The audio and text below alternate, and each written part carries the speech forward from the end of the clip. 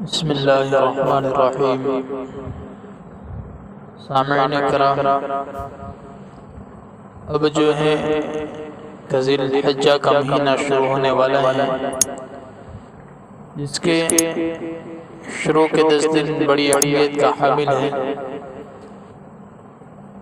اور عشر ذی الحجہ کی جو راتیں ہیں جس کے بارے میں قرآن کریم کے اندر والفجر ولیال عشر میں جن 10 راتوں کی قسم کھائی ہے، وہ 10 راتیں جمہور کے قول کے مطابق یہی عشر ذی الحجہ کی راتیں ہیں۔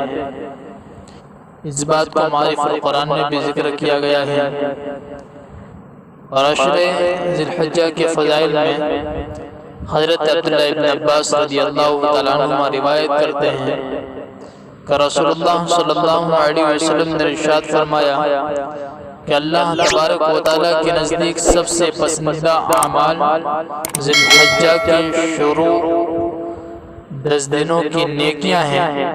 کسی نے عرض کیا کہ اللہ کے رسول، اگر کوئی ان دنوں کے علاوہ میں جہاد کرے تو اس کے متعلق کیا حکم ہے؟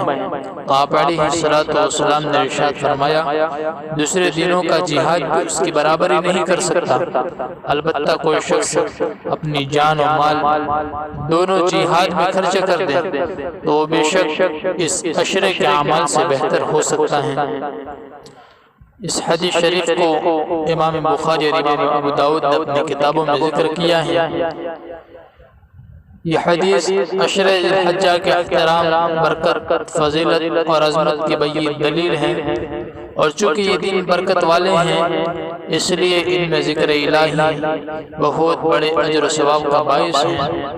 اللہ سے دعا کرنی چاہیے اللہ تبارک و تعالی اس عشرے کو